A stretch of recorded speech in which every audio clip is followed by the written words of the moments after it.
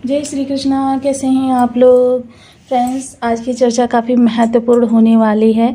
आज हम अपने जीवन में किस तरीके से प्रभावों को प्राप्त करते हैं और क्या हमारे जीवन में इस समय पर शनि के प्रभाव हमको मिलने जा रहे हैं, क्योंकि पिछले समय में शनि ने जो ये पाप कर्तरी योग बनाया था, जिसकी वजह से हमारे जीवन में काफ़ी विषमताएं, काफ़ी चिंताएं और काफ़ी निराधार चीज़ें हमारे जीवन को प्रभावित करती रहीं।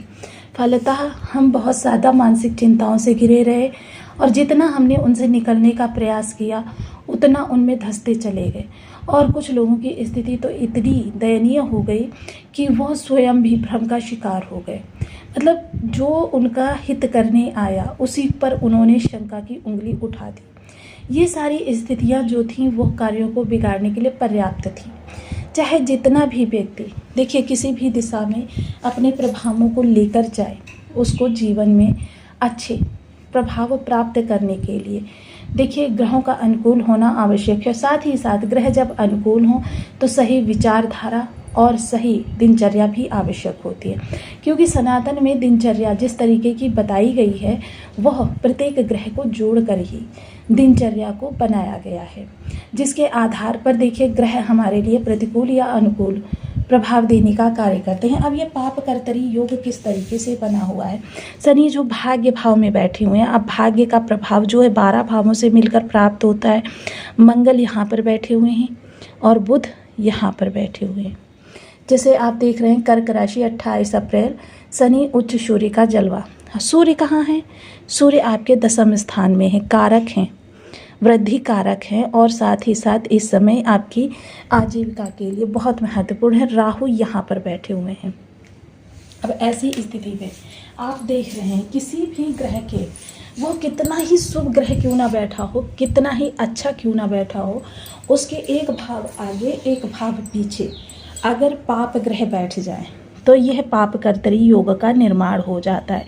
जैसे यहाँ पर राहु बैठे हुए हैं पीछे, आगे सूर्य बैठे हुए हैं। सूर्य क्रूर ग्रह हैं और वहीं सोने पर सुहागा ये है कि शनि के साथ स्वयं मंगल विद्यमान हो गए। अब कहीं से भी किसी भी सौम्य ग्रह की यहाँ पर दृष्टि नहीं है। अब सौम्य ग्रह की दृष्टि नहीं है मतलब यहाँ पर शनि जो है प्रचंड पापी ग्रह के प्रभाव आपको प्रदान करें। जो शनि के सबसे ज़्यादा पाप प्रभाव है वो आपको प्रदान कर रहे हैं। लेकिन वर्तमान समय में आपका यह योग कुछ समय के लिए दूर हो रहा है। जैसे कि हम देखिए जानते हैं कि वर्तमान समय में काल सर्प योग निर्मित हुआ है। यदि आपके लग्न में 4 नंबर बना हुआ है तो ये राशिफल आपके लिए है। यदि कुंडली में कहीं भी चंद्रमा के साथ 4 नंबर बना हुआ है तो ये राशिफल आपके लिए है। कुंडली ना होने की स्थिति में आप इसे नाम राशि से भी देख सकते हैं। यदि अभी तक आपने अपने इस चैनल को सब्सक्राइब नहीं किया है तो प्लीज़ सब्सक्राइब कर लीजिए, वीडियो को लाइक कर दीजिए, चैनल को शेयर कर दीजिए। इससे होगा क्या कि हमारे आने वाले हर वीडियो की नोटिफिकेशन मिल सकेगी आपको सबसे पहले। एक प्यारा सा कमेंट करना बिल्कुल ना भूलें।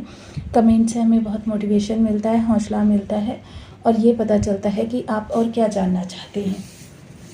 तो जैसे कि हम सभी लोग जानते हैं काल सर्प योग, और काल सर्प योग को तोड़ रहे हैं चंद्रदेव महाराज 28 तारीख को। अब 28 तारीख को जहाँ ये काल सर्प चक्र को तोड़ेंगे वहीं इनकी सप्तम दृष्टि, सौम्य ग्रह की दृष्टि शनि के ऊपर जाएगी। हालांकि देखिए मैं इस चीज़ की मानती हूँ कि चंद्रमा उतने पावरफुल ग्रह नहीं हैं, लेकिन चंद्रमा एक्टिवेशन के ग्रह हैं। चंद्रमा और शनि की युति बहुत ज़्यादा श्रेष्ठ भी नहीं मानी जाती, लेकिन यहाँ पर तो शर्त यह है किसी सौम्य ग्रह की दृष्टि पड़ना, और इस समय जो कि चंद्रमा डालेंगे। अब जब चंद्रमा यहाँ पर सौम्य ग्रह होकर दृष्टि डालेंगे तो मतलब यह 28, 29, 30 वह विशेष तिथियाँ होंगी जिस दौरान आपको कौन कौन से परिणाम प्राप्त होते हुए दिखाई देंगे। विशेषतः तो देखिए ये भाग्य भाव से तो समस्त 12 भावों को प्रभावित करेगा, लेकिन अब हम वो भाव जान लेते हैं जो भाव वर्तमान समय में बड़े व्यापक पैमाने से ये प्रभाव हमारे लिए निगेटिव लेकर आ रहा था। हमारे प्रत्येक कार्य का हमको प्रतिफल निगेटिव मिल रहा था। कार्यों में जो मेहनत कर रहे थे वो हमको बढ़ चढ़ कर मेहनत पड़ रही थी, लेकिन उसका फल रिजल्ट हमको अच्छा नहीं मिल पा रहा था, जिसकी वजह से हम काफ़ी हताश थे, निराश थे, परेशान थे। अब यही वो भाव होंगे जहाँ पर इनका 100% प्रभाव रहने वाला है, अन्य भावों से इनका 30% प्रभाव रहने वाला है। अब जब ये 100% प्रभाव इन भावों से देंगे तो समझ लीजिए आपके जो खर्च बहुत ज़्यादा बढ़े हुए हैं, विदेश संबंधी कार्य, लाभ को लेकर कोई सोर्स है आपका या लाभ का जो भी रास्ता है वो काफ़ी ज़्यादा परेशान कर रहा था, आपके कार्य सही दिशा में नहीं जा रहे थे, गोल गोल आप घूम रहे थे, भ्रमित हो रहे थे, सुखों में भी कोई कह सकते हैं कि सुखों की अनुभूति नहीं हो पा रही थी। सुखों में जैसे ही आप घर जाते थे कोई ना कोई ऐसी बात हो जाती थी जिसकी वजह से आप काफ़ी चिंतित, व्यग्र, परेशान हो जाते थे। यही सारी चीज़ें जो हैं वो आपके इस समय पर चीज़ों को काफ़ी निगेटिव दिशा में लेकर जा रही थी। आपकी विचारधारा में भी काफ़ी ज़्यादा, कहते हैं ना जैसे शांत जल में कंकड़ मार दो तो वो छली हो जाता है, उसी तरीके से यह हमको काफ़ी ज़्यादा परेशान करने का भी कार्य कर रहे थे। और विशेषता शनि है, तो शनि तो एक कठोर प्लेनेट है, जहाँ पर भी इनकी दृष्टि हो तो समझ लीजिए वहाँ से संबंधित आपको दंड देने का कार्य करने लगते हैं, आपके शत्रुओं को बढ़ा रहे थे, शरण कंपटीटर आपको पीछे छोड़ रहे थे, और साथ ही साथ आपके जीवन में जिस रास्ते को आप सोच रहे थे अच्छा है वही रास्ता आपके लिए निगेटिव हो जाता था। कार्यों में विलंबिता बनी हुई थी, उनके रिजल्ट अच्छे नहीं आ रहे, बहुत सारी चीज़ें ऐसी निगेटिव आपके सामने आई जिनकी वजह से आप बहुत ज़्यादा चिंता से घिर गए। अब ये चिंता निर्मूलन देखिए यहाँ से चंद्रदेव महाराज की कृपा से होने जा रहा है।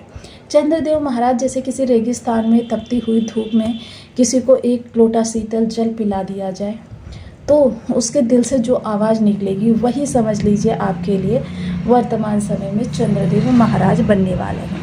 अब देखिए एक चीज़ मैं यहाँ पर कहना चाहूँगी, बहुत से लोग क्या होता है कि जब उनके लाभ की स्थितियाँ बताई जाती हैं तो वो इसे आजीवन लाभ ही समझ लेते हैं, और बहुत से लोगों के लिए जब निगेटिव स्थितियाँ बताई जाती हैं तो वो उन्हें आजीवन के लिए निगेटिव ही समझ लेते हैं। लेकिन देखिए इस चीज़ को समझिए, प्रत्येक ग्रह समय समय पर एक परिवर्तन करता है, और नित्य गोचर में यदि स्पष्ट रूप से देखा जाए तो छोटे बड़े 3 से 4 परिवर्तन होते हैं।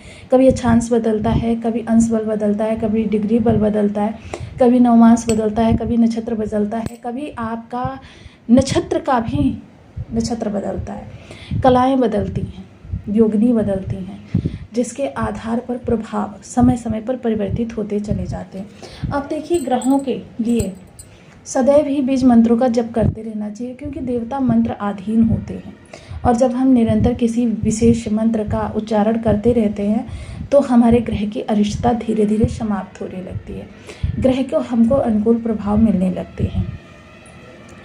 तो आपको वीडियो कैसी लगी मुझे कमेंट बॉक्स में ज़रूर बताएं। चैनल पर न्यू है तो प्लीज़ वीडियो को लाइक, शेयर, चैनल को सब्सक्राइब करना बिल्कुल ना भूलें। मिलती हूँ नेक्स्ट वीडियो में, तब तक के लिए नमस्कार। अपना ध्यान रखें, स्वस्थ रहें, मस्त रहें।